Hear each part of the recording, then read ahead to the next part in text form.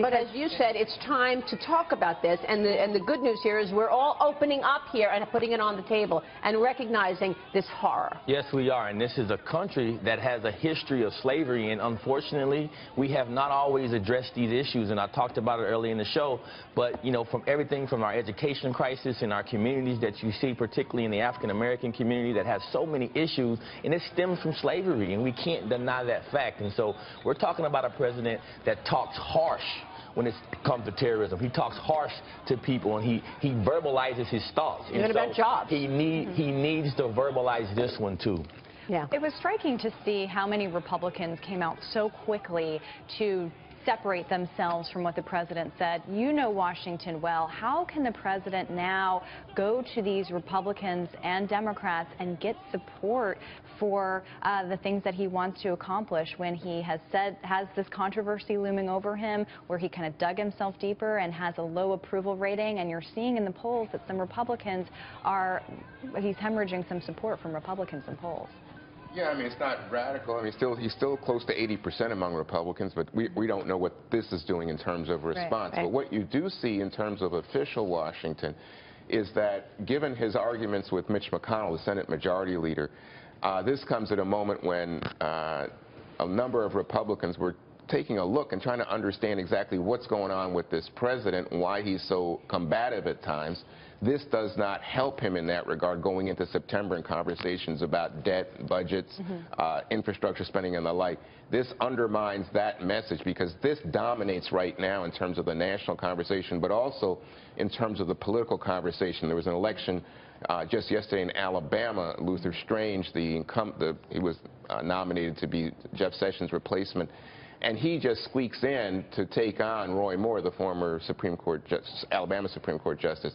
And in that dynamic, what you see is Republican politicians looking and thinking, well, exactly how does the president play? We wanted him, this is Mitch McConnell speaking, to endorse Strange, and he did it for us.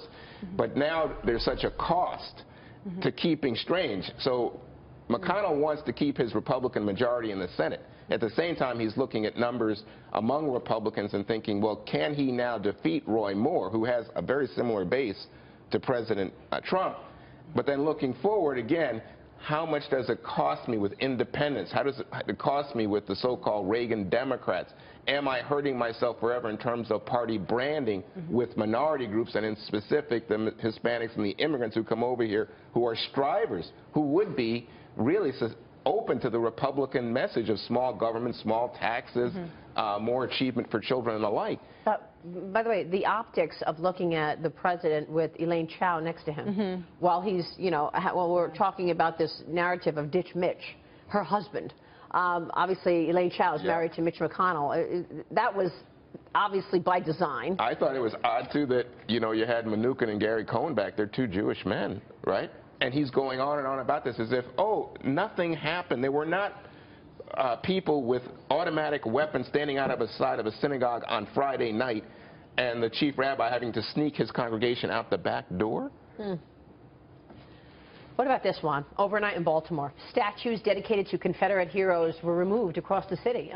Just days after the violence in Charlottesville, the statues were taken down by order of the city's mayor after the city council voted for their removal. What do you make of these developments, Juan? As long as it's the city council, I don't think that people should engage in vandalism or some kind of action where they take it upon themselves to just start tearing down monuments. I'm not for that. But if you have a vote of the city council and you do it in such a way as to prevent violence, there are people who, especially I think some people who are trying to make excuses for the president and the actions that took place in Charlottesville, who say, oh, it was really the fault of the police. The police should have done a better job in Charlottesville. Well, here you have the police and the mayor, the political structure in Baltimore saying, we can do this in a way to prevent that kind of explosion of violence.